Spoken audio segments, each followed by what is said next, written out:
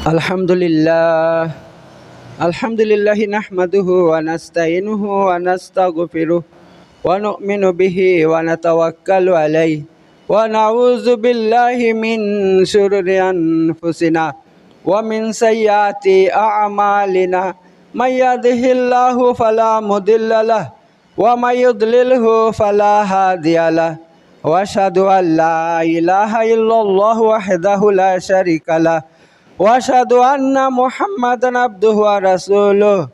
Amma ba'd, fa inna khairal hadisi kitabullah wa khairal hadi Muhammad sallallahu ta'ala alaihi wasallam wa syarrul umuri muhdatsatuha wa kullu muhdatsatin bidah wa kullu bid'atin dalalah wa kullu dalalatin finnar.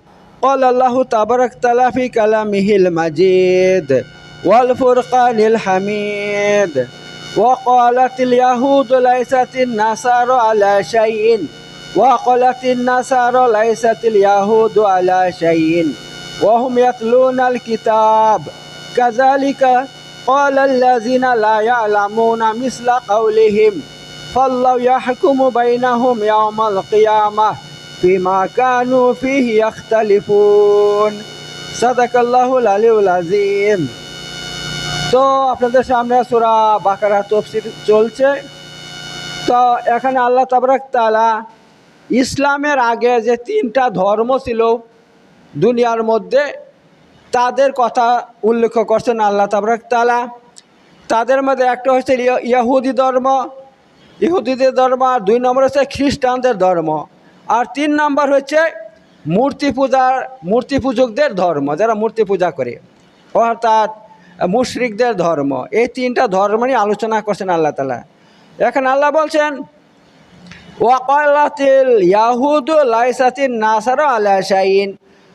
তখন ইহুদিরা বলতো যে নাসারা মানে খ্রিস্টানদের কোনো ধর্মের ভিত্তি নাই।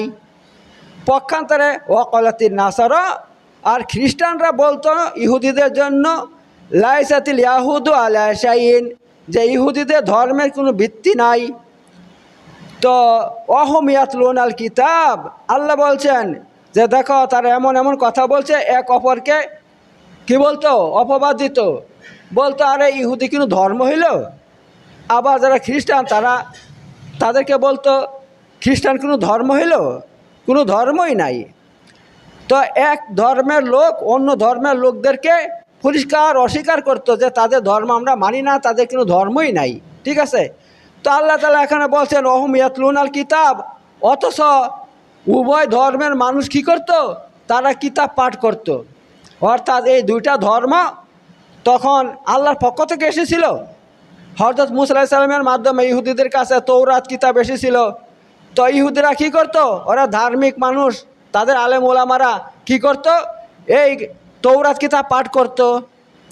আর যারা খ্রিস্টান ছিল তাদের কাছে আল্লাহর পক্ষ থেকে ইনজিল কিতাব এসেছিল। তাদের যারা ধর্মগুরু ছিল, আলেম ওলামা ছিল এবং ধার্মিক মানুষ ছিল, তারা এই ইনজিল কিতাব পাঠ করত।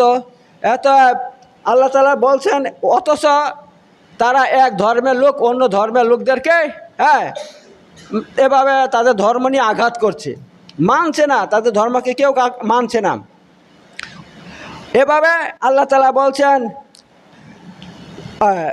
কাযালিকা ক্বালাল্লাযিনা লা ইয়ালামুন মিসলা কাওলিহিম। তেমনইভাবে ওই সমস্ত যারা কিছুই জানে না, লা ইয়ালামুন কিছুই জানে না, মিসলা কাওলিহিম তাদের মতন কথা বলতো।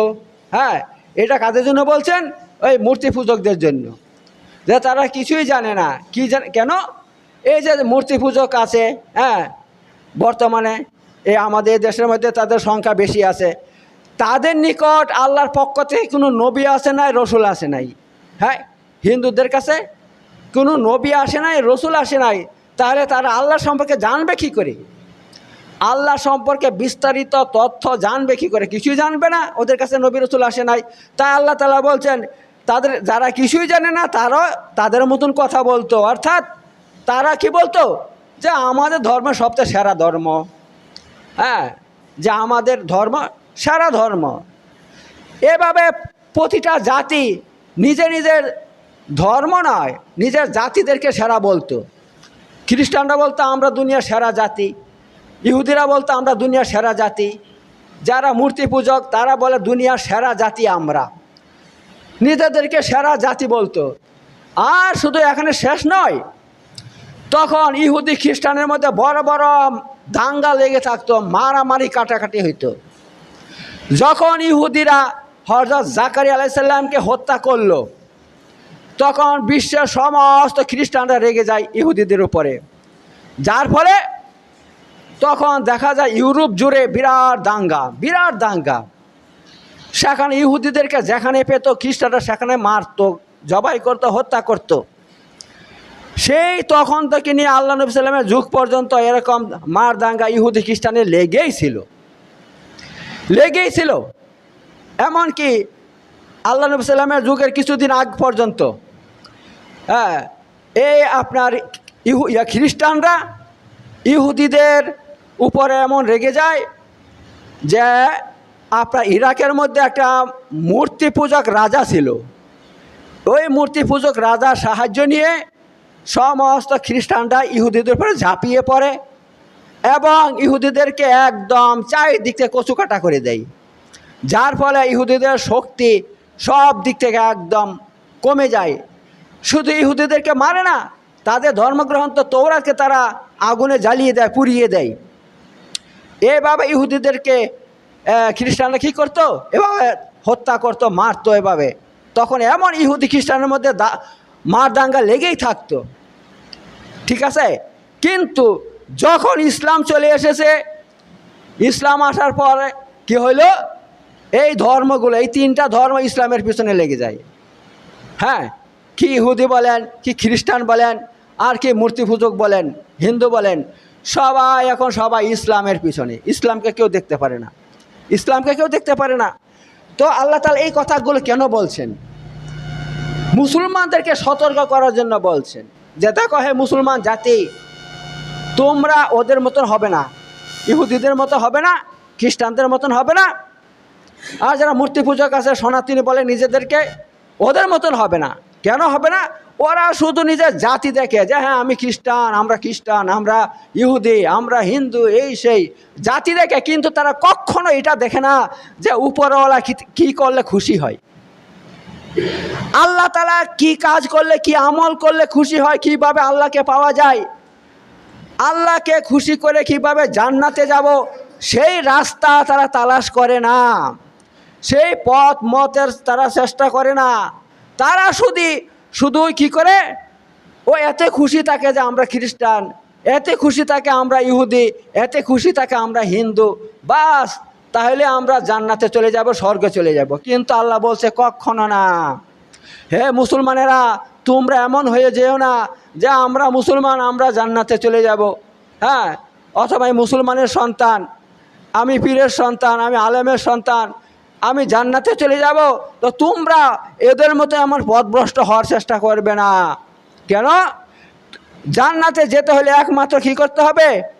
একমাত্র আল্লাহর ইবাদত করতে হবে। সেটা কিভাবে করতে হবে? হযরত মুহাম্মদ মুস্তাফা সাল্লাল্লাহু আলাইহি ওয়াসাল্লামের তরিকা মোতাবেক করতে হবে। এইভাবে আল্লাহর ইবাদত করবে, তবেই তোমরা জান্নাতে যেতে পারবে। দুনিয়াতে তোমরা কামিয়াব হবে, আখিরাতে কামিয়াব হবে।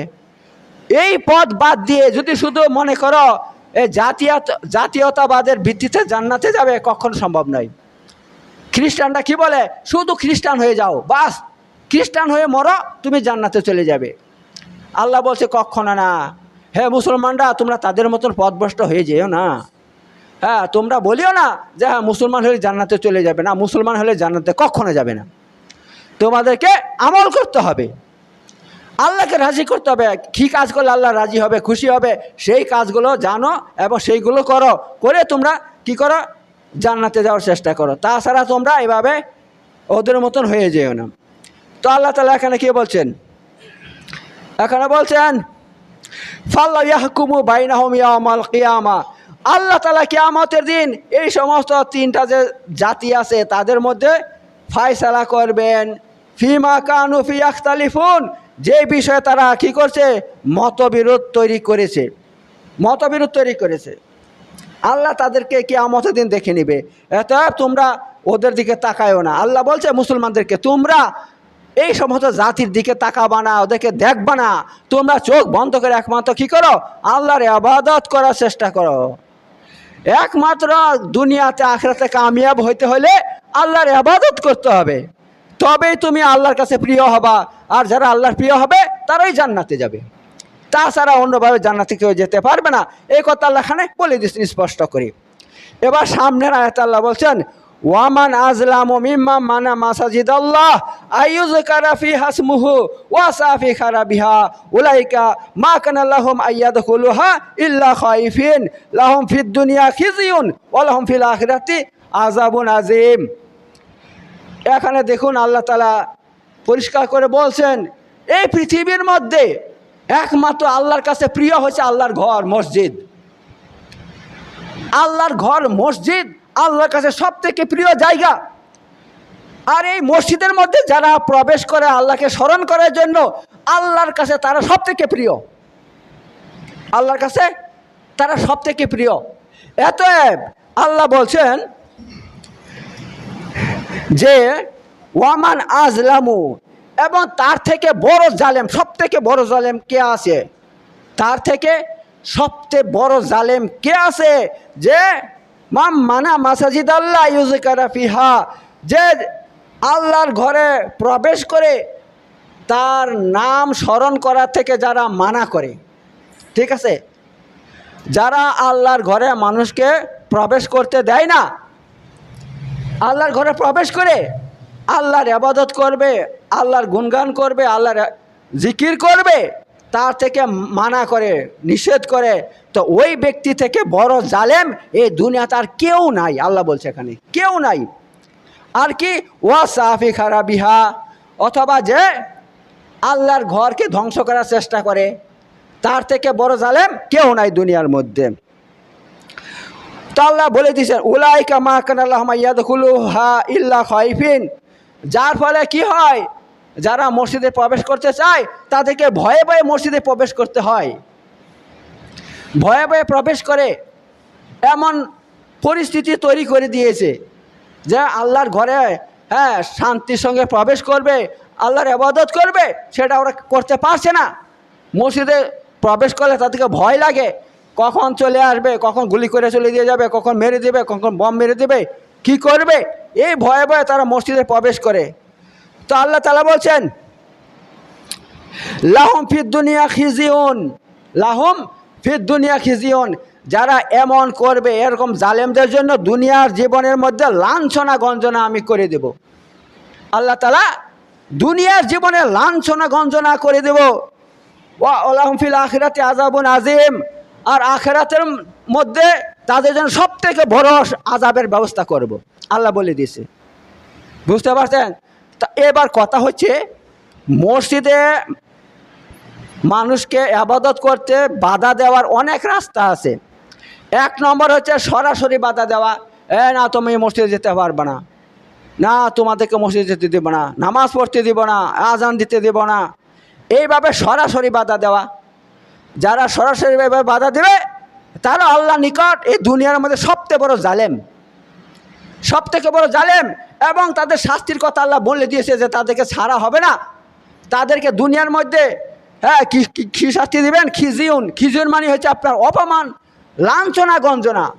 আল্লাহ তাআলা তাদেরকে দুনিয়ার মধ্যে লাঞ্ছনা গঞ্জনা দিবে, যে তারা দুনিয়ার মধ্যে সুখ শান্তি পাবে না, সুখ শান্তি পাবে না, তাদের রুজি রোজগারের কোনো এরকম ভালো রাস্তা থাকবে না। অভাব অনটন, বিভিন্ন রোগ বালা মুসিবত চাপিয়ে দিবে আল্লাহ তাবারক তাআলা, আযাব গজব চাপিয়ে দিবে। এমনকি তাদের ঘরের মানুষকে তাদের শত্রু করে দিবে, তার ছেলেরা তার শত্রু হবে, তার স্ত্রী তার শত্রু হবে, পাড়া প্রতিবেশী তার শত্রু হয়ে যাবে। এবং এমন এমন রোগ ধরবে, সে রোগের কারণে সে দুনিয়াতে সুখ পাবে না। একে বলে লাঞ্ছনা গঞ্জনার শাস্তি। ঠিক আছে, লাঞ্ছনা গঞ্জনার শাস্তি। আপনি দেখুন, যারা যারা মসজিদ ভেঙেছিল, বাবরি মসজিদ, তাদেরকে আল্লাহ কী শাস্তি দিয়েছে, কি শাস্তি দিয়েছে দেখুন। এখনো পর্যন্ত তারা পঙ্গু হয়ে পড়ে আছে। কি জন্য পঙ্গু হয়ে গেছে তারা নিজেরা বুঝতে পারে না। যারা যারা বাবরি মসজিদটাকে ভেঙেছিল তাদের আল্লাহ এমন শাস্তি দিয়েছে যে তারা শরীর অবশ হয়ে যাচ্ছে, পা অবশ হয়ে যাচ্ছে, বিভিন্ন যে শরীরের অঙ্গ অঙ্গ মানে অকেজো হয়ে গেছে, কাজ করছে না, এমন শাস্তি আল্লাহ ওদেরকে দিয়ে দিয়েছেন। তো এই হচ্ছে দুনিয়ার শাস্তি। কিন্তু আল্লাহ বলছে ওয়াফিল আখিরাতে আযাবুন আযীম, আর আখিরাতে তাদের জন্য রয়েছে কঠিন শাস্তি, কঠিন শাস্তির ব্যবস্থা রয়েছে আখিরাতে। তো এই হচ্ছে ব্যাপার। তো ভাই, মসজিদকে আবাদ করলে যেমন বিশাল নেকি, যারা মসজিদকে আবাদ করবে, হ্যাঁ, আল্লাহ তাআলা, আল্লাহ নবী সাল্লাল্লাহু আলাইহি ওয়াসাল্লাম পরিষ্কার বলে দিয়েছে তাদের জন্য জান্নাত রয়েছে, তাদের জন্য জান্নাত রয়েছে ভাই। যারা মসজিদকে আবাদ করবে তাদের জন্য জান্নাতের ঘোষণা করা হয়েছে, একেবারে একদম তারা জান্নাতি ইনশাআল্লাহ। পক্ষান্তরে যারা মসজিদকে বিরান করবে, ধ্বংস করবে, তারা আখিরাতে তাদের জন্য সব থেকে বড় শাস্তির কথা আল্লাহ বলছে, আযাবুন আযীম এখানে বলছে, সব থেকে বড় শাস্তি তাদের জন্য রয়েছে। তো আল্লাহ তাআলা এখানে এই সমস্ত কথা পরিষ্কার করে বলে দিয়েছে। এবার আল্লাহ বলছেন ওয়ালিল্লাহিল মাশরিকু ওয়াল মাগরিবু, আর আল্লাহর জন্য পূর্ব পশ্চিম, আল্লাহর জন্য পূর্ব পশ্চিম। ফাইনামা তুয়াল্লু ফাসাম্মা ওয়াজহুল্লাহ, ফাইনামা তুয়াল্লু, তোমরা যেদিকে মুখ ফিরাও, ফাসাম্মা ওয়াজহুল্লাহ, সেদিকে আল্লাহ চেহারা রয়েছে। ঠিক আছে, যেদিকে মুখ ফিরাবে সেদিকে আল্লাহ চেহারা রয়েছে। কি পূর্ব, কি পশ্চিম, কি উত্তর, দক্ষিণ, যেদিকে মুখ ফিরাবে সেদিকে আল্লাহ চেহারা রয়েছে। কেন? আল্লাহ এত মহান, এত মহান, আল্লাহ তাআলার সত্তা এত বড় মহান যে আল্লাহু আকবার। তার মানে কি? আল্লাহ সব থেকে বড়। আল্লাহ সব থেকে বড় অর্থ এই মহাবিশ্বে যা কিছু দেখতে পাচ্ছেন এইগুলোর সব থেকে আল্লাহ সব থেকে বড়। তো বলা হয়েছে যখন আয়াতুল কুরসি নাজিল হয় তখন আবু যর গেফারি প্রশ্ন করলেন, হে আল্লাহ নবী সাল্লাল্লাহু আলাইহি ওয়াসাল্লাম, কুরসি যে আল্লাহ বলছে, কুরসির কথা, কুরসি মানে চেয়ার, এই কুরসিটা কতটুক বড়, কতটুক বড়? তো কুরসির থেকে বড় আল্লাহর আরশ। ঠিক আছে, তো আল্লাহ নবী সাল্লাল্লাহু আলাইহি ওয়াসাল্লাম পরিষ্কার করে বলছেন যে দেখো এই উপরে 7টা আকাশ আছে, 7টা আকাশ। প্রথম এই পৃথিবী থেকে প্রথম আকাশের দূরত্ব 500 বছর, দ্বিতীয়টা 500 বছর, এভাবে 7 আকাশে 3500 বছর লাগবে যেত। সপ্তম আকাশে পৌঁছাইতে 3500 বছর লাগবে। তেমনইভাবে আমাদের পৃথিবীর নিচে 500 বছর নিচে দ্বিতীয় পৃথিবী আছে, তার নিচে তৃতীয়, এভাবে 7টা পৃথিবী, 7টা আকাশ, 7টা পৃথিবী আছে। এইবার 7টা পৃথিবী, 7টা আকাশ, তার তুলনায় কুরসি কতটুকু বড় জানেন? যেমনভাবে একটা চেয়ারের নিচে যদি আপনি 7-14টা আপনার সরিষা দানা রেখে দেন তাহলে কিছু মনে হবে? কিছুই মনে হবে না। আল্লাহ সাল্লাম কি উদাহরণ দিচ্ছেন? তিনি উদাহরণ দিয়েছেন যে দেখো বিশাল বড় একটা ময়দান, এই ময়দানের মধ্যে তুমি একটা আংটি ফেলে দিলে, হাতের আংটি খুলে ফেলে দিলে ময়দানের মধ্যে। তো এই যে আংটি, এইটা হচ্ছে তোমার এই 7 আকাশ আর 7টা পৃথিবী। আর এই বিশাল বড় ময়দানটা কি? এইটা হচ্ছে আল্লাহর কুরসি, ধরো পাদানি। ঠিক আছে, এই কুরসিটা। তাহলে বুঝুন তো কি, তাহলে এই 7 আকাশ 7 পৃথিবী থেকে আল্লাহর কুরসিটা কতটুকু বড় হবে? খালি বুঝে নেন। খালি এই একই তুলনা দিয়েছেন আরশের ব্যাপারে। বলছেন ধরো বিশাল বড় একটা ময়দান, বিশাল বড় ময়দান, আকাশ মাঠে লেগে আছে মাঠের মধ্যে, সেখানে তোমার একটা আংটি ফেলে দিলে জমিনের মধ্যে, ওই আংটিটা হচ্ছে কুরসি, আর এই বিশাল বড় ময়দানটা হচ্ছে আল্লাহর আরশ। তাহলে কুরসির তুলনায় আরশ কত বড়? হ্যাঁ, একটু বুঝে নেন খালি। এইবার আরশের তুলনায় আল্লাহ কত বড়?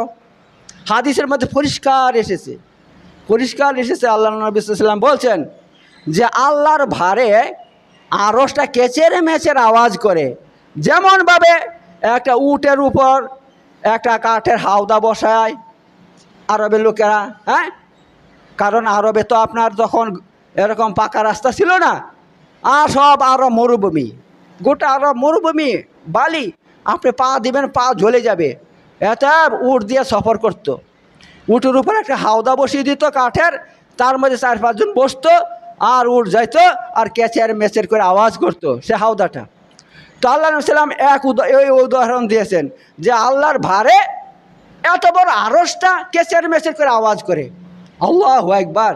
তাহলে আল্লাহ কত বড়, কত বুঝে নেন আল্লাহ, আল্লাহ কত বড়।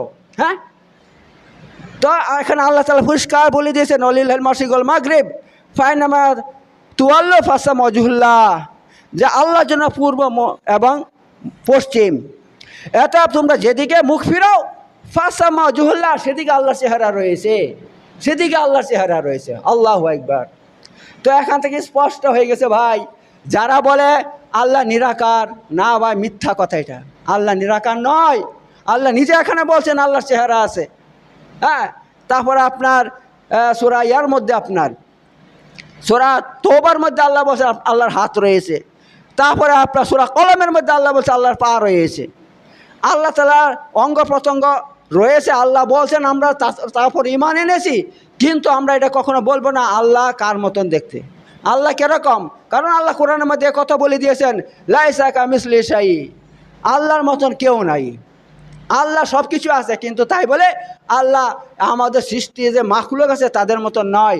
তিনি কিরকম তিনি নিজেই জানেন। ঠিক আছে, অতএব আল্লাহ তাআলা বলছে ইন্নাল্লাহু ওয়াসিউন আলিম, নিশ্চয় আল্লাহ ওয়াসি, প্রাচুর্যশীল। আল্লাহ ওয়াসি মানে কি? প্রাচুর্যশীল, বিশাল ধনী আল্লাহ। অতএব আল্লাহ যার উপর দয়া করেন, রহম করেন, তাকে ধনী করে দেন, তাকে ধনী করে দেন। আলিম, এবং আল্লাহ বিশাল জাননেওয়ালা। আল্লাহ এতই জাননেওয়ালা, এতই জাননেওয়ালা, মহাবিশ্বের যত মানুষ আছে সমস্ত মানুষের অন্তরে একসঙ্গে কি কথা উদয় হচ্ছে অন্তরের মধ্যে কেউ জানে না, আল্লাহ সেটা জানেন। আল্লাহ তাআলা সেটা জানে, তিনি এতই জাননেওয়ালা। শুধু এখানে শেষ নয়, আল্লাহ অন্য জায়গায় বলছে, সূরা তাহার মধ্যে বলছে পাতালের মধ্যে, পাতালের নিচে কি আছে, কোথায় কি আছে আল্লাহ সেটা জানে। এবং প্রকাশ্যে পৃথিবীর কোথায় কি আছে সেটা আল্লাহ জানে। এবং কোন গাছের পাতা পড়ে গেছে, কোন গাছের পাতা পড়লো, একসঙ্গে পৃথিবীতে কত গাছ আছে, কোটি কোটি গাছ আছে, জঙ্গল আছে, ওই গাছের কোন পাতা, কোন গাছের কয়টা পাতা পড়েছে একসঙ্গে আল্লাহ তাও জানেন, তাও জানেন। এত আল্লাহ আলিম, তিনি জাননেওয়ালা। তো আল্লাহ তাআলা এখানে সব কিছু বলে দিয়েছেন। এবার আল্লাহ সামনে কি বলছেন, ওয়াকালু তাখাযাল্লাহু ওয়ালাদান সুবহানাহু বাল্লাহু মা ফিস সামাওয়াতি ওয়াল আরদ ওয়াকালু তাখাযাল্লাহু ওয়ালাদা। এবং খ্রিস্টানরা বলে যে আল্লাহ তাআলা সন্তান গ্রহণ করেছেন, নাউজুবিল্লাহ, আল্লাহ সন্তান আছে তাই বলে। ওই হযরত ঈসা আলাইহিস সালামকে তারা আল্লাহ সন্তান বলে। কেন? আল্লাহ তাআলা তিনাকে বিনা বাপে জন্ম দিয়েছেন। ঠিক আছে, এই জন্য তারা কি বলে যে এটা আল্লাহর সন্তান, নাউজুবিল্লাহ। তো আল্লাহ বলছেন সুবহানাহু, আল্লাহ পবিত্র, আল্লাহ এই সমস্ত থেকে পবিত্র, আল্লাহ সন্তানের দরকার হয় না। বাল্লাহু মা ফিস সামাওয়াতি ওয়াল আরদ, বরং আকাশ এবং পৃথিবীতে যা কিছু আছে সব কিছু আল্লাহর, আল্লাহ সব কিছু আল্লাহ সৃষ্টি করছেন। তো সে আল্লাহর সন্তানের কি দরকার? কুল্লুল্লাহু কানিতুন, এবং আকাশ এবং পৃথিবীর মধ্যে যা কিছু আছে সবাই আল্লাহর সামনে মাথা নত করে, সবাই আল্লাহর সামনে মাথা নত করে সবাই। তারপর আল্লাহ বলছেন বাদিউস সামাওয়াতি ওয়াল আরদা, আল্লাহ তাআলা আকাশ এবং পৃথিবীকে বাদি নতুনভাবে সৃষ্টি করেছেন। বাদি বলা হয় এমনভাবে সৃষ্টি করা যার নমুনা ইতিপূর্বে ছিল না। ঠিক আছে, তো দেখুন আল্লাহ তাআলা এই পৃথিবীকে সৃষ্টি করছেন, এবং আকাশ সৃষ্টি করছেন, আকাশের মধ্যে যা কিছু আছে নক্ষত্র সব সৃষ্টি করছেন। আল্লাহ বলছে কীভাবে সৃষ্টি করেছি, এইগুলো আমি সৃষ্টি করছি নতুনভাবে। মানে দুনিয়াতে কোনো একটা বাড়ি তৈরি করতে হলে সেটাকে কি করতে হয়, ইঞ্জিনিয়ার আসতে হয়। ইঞ্জিনিয়ার এসে সেটা মাপ যোগ করবে, পরীক্ষা নিরীক্ষা করবে, এখানে বাড়িটা করলে বসে যাবে না তো, হ্যাঁ কোনো ভূমিকম্প হলে পড়ে যাবে না তো, তার জন্য কী করতে হবে সব কল্পনা করে, সব পরিকল্পনা করে সেটাকে তৈরি করা হয়। তো আল্লাহ বলছেন কিন্তু আমি এসব কিছু করি না, আমি সব সৃষ্টি করছি। অথচ আল্লাহ বলছেন আমার সৃষ্টির দিকে তাকিয়ে দেখো কীরকম। আপনারা রাতে যখন আকাশে তাকান চন্দ্রটা কীরকম লাগে, গোল, একেবারে বলের মতন গোল। হ্যাঁ, বলের মতন গোল। যখন সকালে সূর্য উঠে সেটা কিসের মতন, সেটা বলের মতন গোল, একদম গোল। এমন নয় একটু চ্যাপ্টা আছে, একটু এদিকে আছে সেদিকে আছে, না, একদম গোল পাড়া।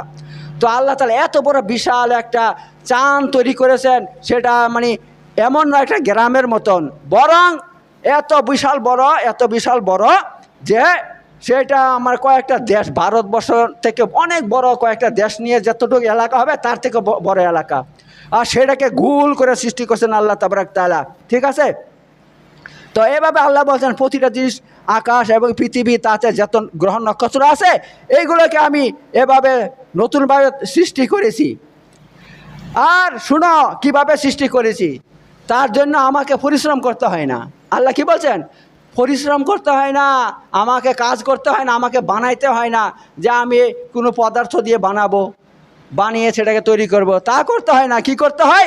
ওয়াইজা কাযা আমরান, আল্লাহ যখন কোনো কিছু করতে ইচ্ছা করেন, ফাইন্নাম ইয়াকুলুহু, আল্লাহ তাআলা তাকে বলেন কুন, হয়ে যাও, ফায়াকুনু, তখন সে সঙ্গে সঙ্গে হয়ে যায়, সঙ্গে সঙ্গে হয়ে যায়।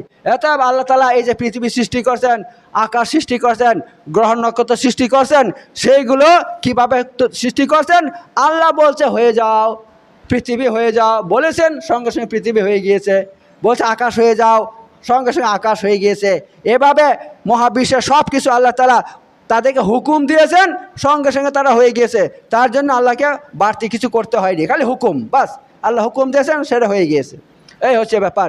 তো যাই হোক, ইনশাআল্লাহ আল্লাহ তাবারক তাআলা আমাদেরকে কোরআন এভাবে আমরা শুনছি, তাকে মানছি, তার উপর আমল করার চেষ্টা করব, তাহলে ইনশাআল্লাহ মরার পর আমরা অবশ্যই জান্নাতে যেতে পারবো। বারাকাল্লাহু ফিল আযীম ওয়া নাফা'না বিযিকরি হাকিম ইন্নাহু তাআলা জাওয়াদুন কারীমুন মালিকুন বারুর রাউফুর রাহিম।